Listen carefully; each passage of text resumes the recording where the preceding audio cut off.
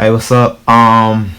Video today we're gonna do is gonna be a real estate video. I'm talking about this new strategy, this new technique that I'm trying to use this year, 2020, and that is the BRRRR method. BRRRR stands for buy, rehab, rent, refinance, repeat.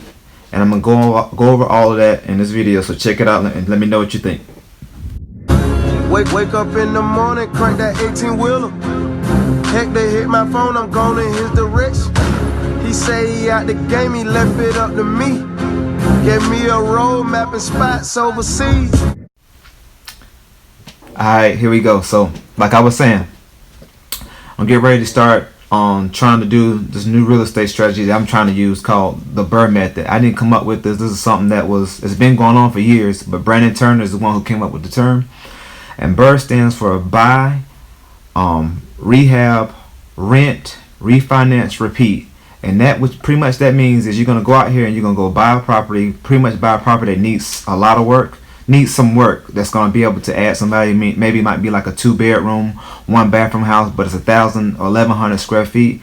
And a house like that, you probably can come inside and gut the inside and put, instead of 2, you can probably make 3-bedroom, 2 bathrooms. Which when you do something like that, that's gonna make the value go up dramatically than what it was. And then you come in, you fix it up, you put tile floors in the bathrooms and the kitchen, and you put laminate floors all through the house. You paint some kind of nice neutral color. You put in new countertops. You probably can just paint the cabinets, but put in some new granite countertops, some decent appliances. You want to just upgrade your fixture, just do like little small things, but just pretty much getting the house on point. Pretty much update the electrical, update the plumbing. So it's extensive work. So I guess in this example, I'm gonna go through an example of actually breaking down a house that would be a great BRRRR house, and I'm gonna go over all that. But I'm just trying to give y'all the basis of what a BRRRR really is and why I want to go ahead and do this strategy. Because I think it's gonna work best for what I'm trying to do. So let's say you are looking at a neighborhood, and this particular neighborhood is up and coming, up and rising, and they're selling a lot of the houses in the neighborhood between like the $140,000 to $160,000 range, and that's the houses that are either brand new or the ones that's been fully renovated, like been fixed up. They all are selling. So that's like the after repair value of the properties, right? But let's say you catch a house in a neighborhood that's been like just sitting in distress, that probably people have forgot about, that like needs some work done to it. So let's say you're able to get that house, you're able to get with a good wholesaler, or you be able to find a house or negotiate a good price on getting a house for like $35,000, but it needs a lot of work. It probably needs about $65,000 worth of work. So a lot of people, for one, you're not gonna be able to go to a bank and get no loan for that, because the bank's not gonna give you a loan for something that needs a lot of work like that. You're not gonna be able to get like a regular loan for that. So you probably have to go get private money, hard money, or pull from your 401k. However you can get to $35,000. You may have to partner with somebody to get that $35,000 plus the $65,000 it's gonna take to fix up. So that's a total of about $105,000 that you're gonna need all in just to get this house on point. To get it, you're gonna have to spend about $105,000 just to get this house on point, to make it look like it might be worth about $150,000, right? But let's say you do that. You go get the house and you're able to negotiate. Let's say they want 44, but you're able to negotiate down to like 35. You're able to get this house 35. You get it. So you secured the house.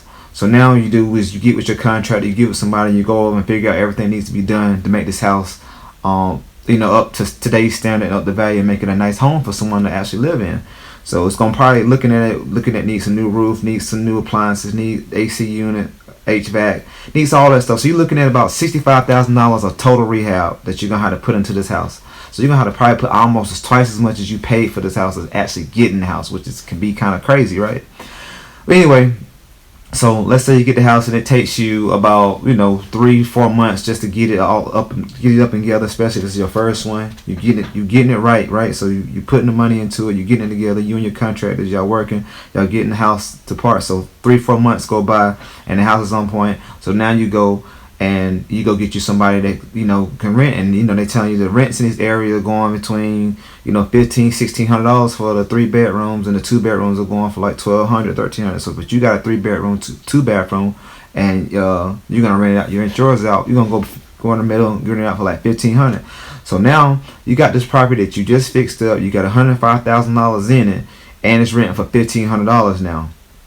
So what you're gonna do is It's renting $1,500. So now what you're gonna do is you're gonna go to the bank, and it's something that you want to do before you get started. You want to go get pre-approved and see how much money that you can actually get pre-approved for. Even if you're paying cash for the house, you still want to find out how much money you can get pre-approved for, because like in this process, we bought the house. We bought the house at 35.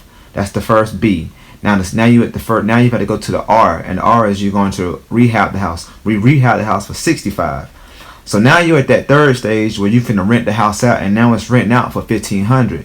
So now you're gonna go to that next stage, which is refinance. Meaning you're gonna go to the bank and see if you can refinance the money that you got in the house back out the house. In order to do this the proper way, you want to be able to find a bank that you can that can give you a LTV, which is loan to value refinance of 70% or up. You know what I'm saying? You want to be able to do that, because that way you can be able to probably get at least some of your money, or either all of your money, or sometimes you can even get some money back out of a deal after you put into a deal. So you go to a bank, because before, the bank didn't want to touch you because your house was messed up.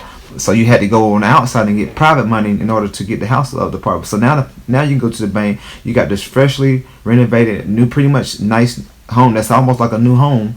You go to the bank and you go get them to see if they'll refinance this house for you. So they're gonna send out and give you the appraise, and the appraise is at 150. They kind of like what you was already expecting. You was hoping 160, but it came to 150. So now the bank tells you they'll give you a 75% loan to value on your property at like a 5% rate for a 30-year loan. So you like, cool, go ahead and run with it. So you refinance the house. So now you're gonna refinance the house. They're gonna give you 75% of the value of the appraised value of the house, which is right now you appraised at 150. They're gonna give you 75% of 150. So y'all get your calculators out or whatever it is. What is 75% of 150? Well, 75% of 150 is $112,500. So how much money did you put into getting the house and fixing it up?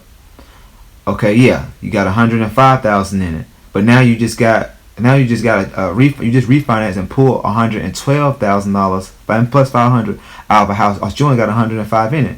So what did you just do? You just pretty much got paid to renovate and buy this house. You got 7,500 positive in your pocket on top of the 105 that you just put in. So now you at that stage where you did all that. You don't bought, you don't rehab. You got somebody paying $1,500 a month staying in it, and you went to the bank and got all your money back out because you just refinanced it. So now, yeah, you do have a mortgage now, but even with your mortgage, even with your $112,500 mortgage that you have now, even with that mortgage plus taxes, insurance, you got vacancy, all of that stuff's about $1,100 a month when you break all that stuff down, right? So it's about $1,100 a month, but you get, how much money are you getting every month from the house? $1,500. So 1,500 minus 1,100 is 400. So not only now you actually getting, so now you're making $400 a month on this property that you don't pull all the cash back out. Now you have all the cash to go repeat the same process. And that's the last R. That's repeat. So now you're gonna take all that money that you got, that you just pulled back out, and you're gonna go repeat that same process. And I know a lot of people get scared because they feel like they don't want to have a whole bunch of mortgages. But what you do is, on a property like this, you want to have about 6 months of reserves.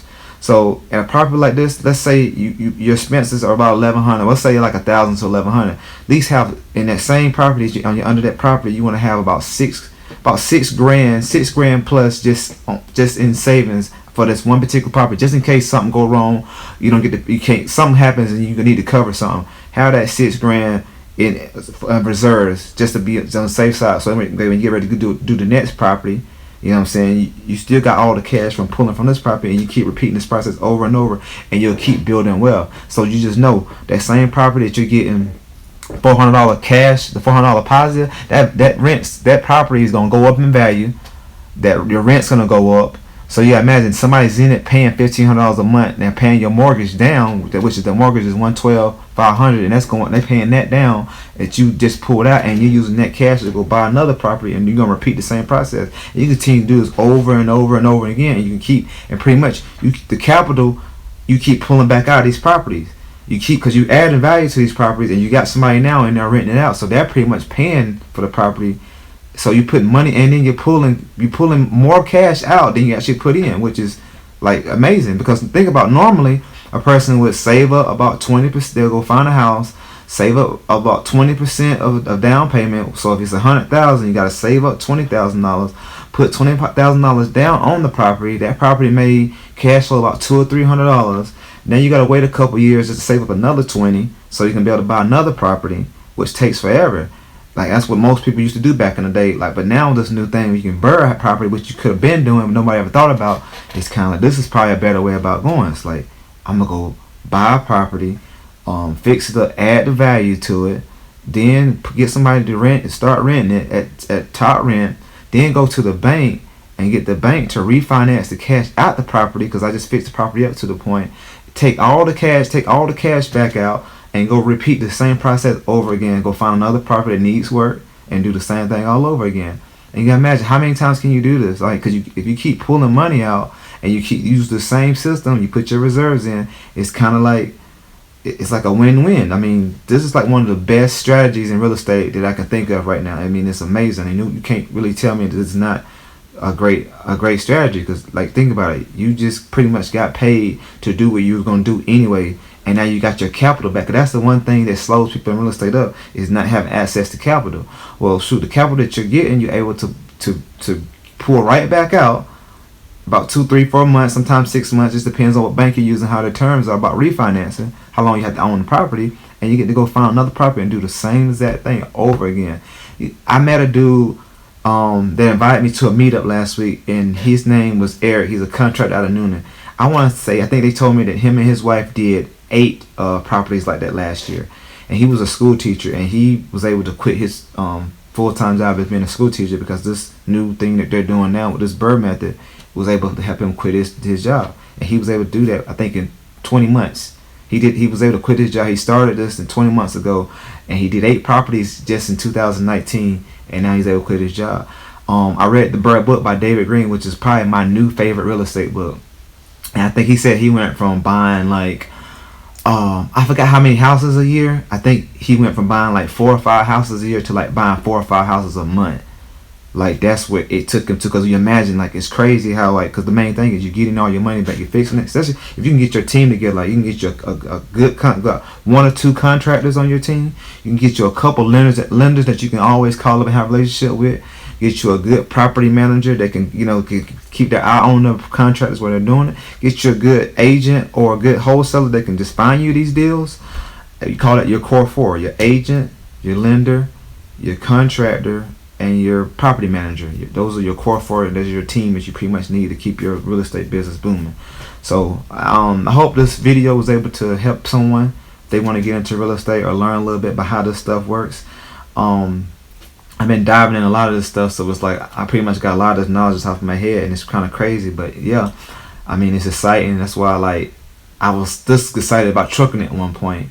But then when I learned this stuff, because I thought real estate game was just slow, because I was like, man, buy $100,000 house, only get paid $1,000 a month. Then you're gonna have about half of that's gonna be going to expenses. So I really don't get the cash flow. I'm like, man, I can go get a truck and make that in a day.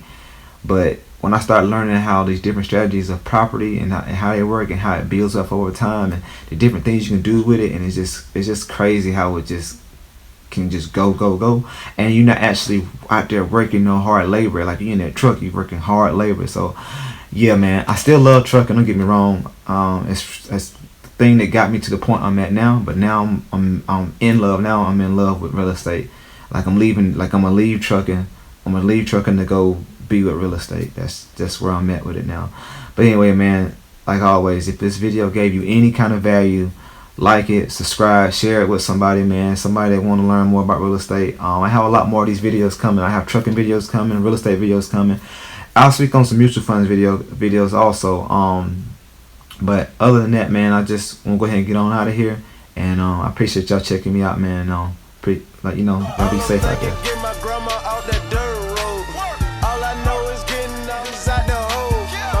Got an L, still jugging down the road. I got clientele and I jug without a phone. I got truckloads, I got truckloads, I got truckloads, I got truckloads.